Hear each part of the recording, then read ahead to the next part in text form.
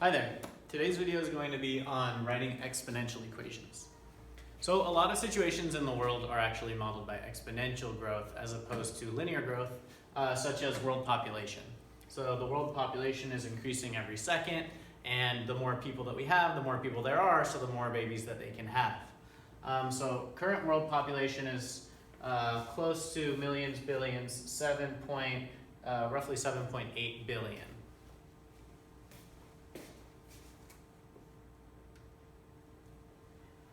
In terms of the yearly percentage change, currently in 2020, the percentage change is 1.05%.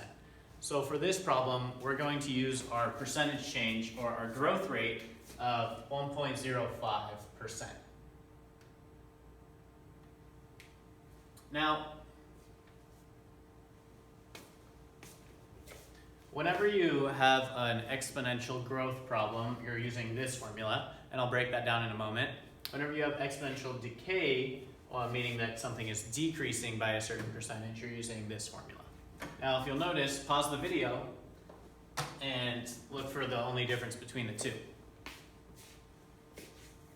That's correct, it's just the plus sign. You're adding the rate of change or you're subtracting the rate of change.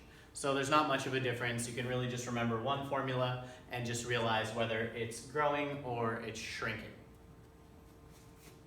So the global population is roughly 7.8 billion people as of this year, and the annual growth rate is roughly 1.05%.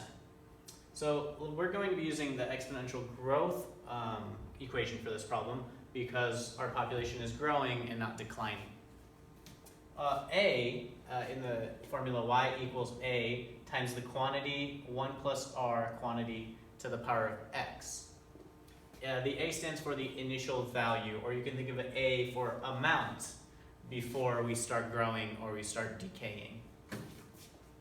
The R stands for the rate. So we have A for amount, R for rate.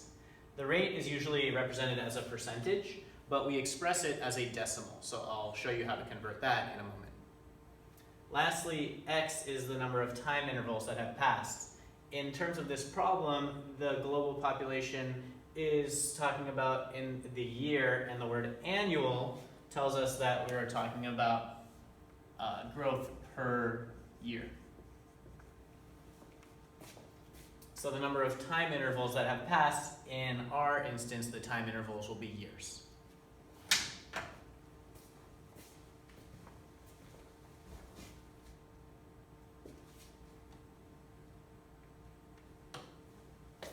So let's identify our A value, our R value, and our X value.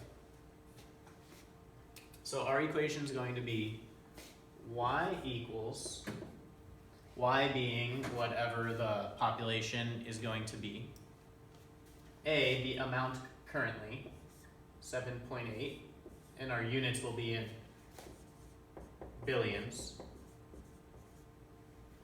times 1 plus. Now this 1 is because we have to take into account the 7.8. So when you multiply 7.8 times 1, that just equals 7.8. So it's basically saying, don't forget to start with this amount and then add onto it however much it's growing by. Now in this case, the R, we said A was 7.8. Now the R is the rate. In this case, 1.05%.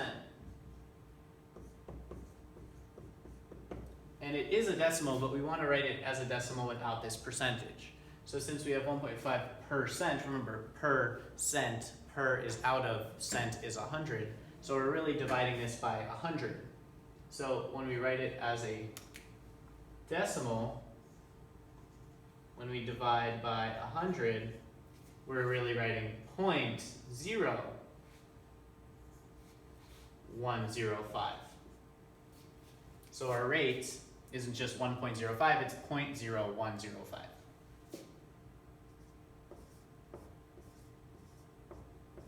And to the power of x, we don't know how many time intervals right now, how many years, so x is just this in the equation.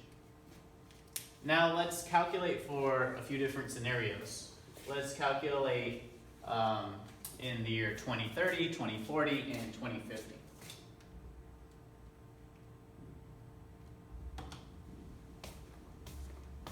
So we're using the same formula. We want to solve for y. 1 plus 0.0105, we just input it. And then to the power of x, remember x is how many time intervals have passed. So from 2020 to 2030, how many years have passed? Well, that's 10 years. So our x in 2030, our x equals 10. In 2040, our x equals 20. And in 2050, our x will be equal to 30. So we're plugging in 10 for our x value. And now we're going to solve this problem. Now just be careful, because do we multiply first or do we do the exponent first? That's right, we do exponents first before multiplying when we do the order of operations. So make sure in your calculator when you do this, make sure you do 1.0105 to the 10th power and then multiply your answer by 7.18.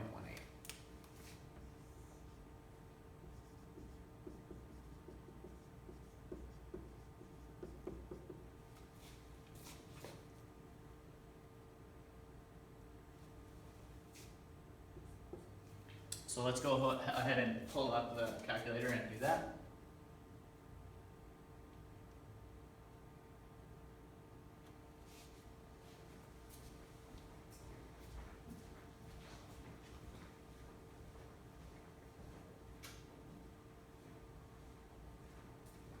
One 0.015 to the power of 10 will give you roughly 1.1605, and then we multiply that times 7.8. So we should get approximately 9.05. Remember, our answer is in billions.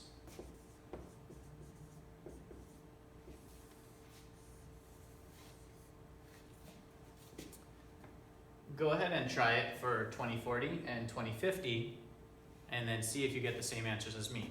Pause the video right now and try it on your own.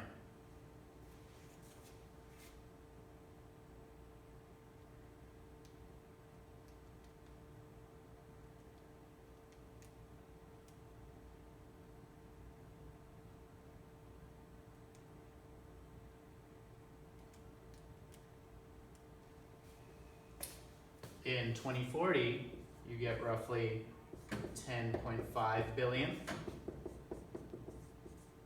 people.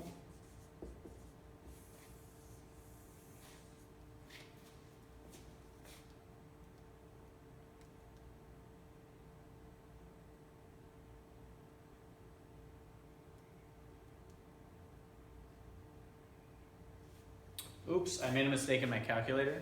I forgot to include this 0, so let me try this one more time.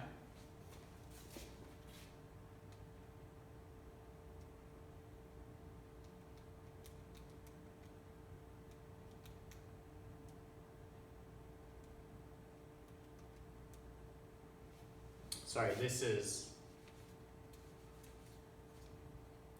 8.65.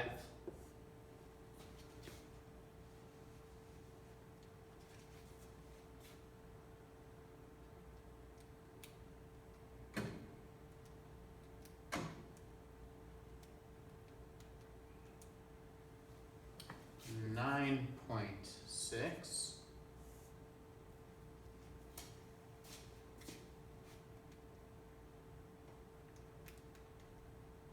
and 1.0105 to the power of 30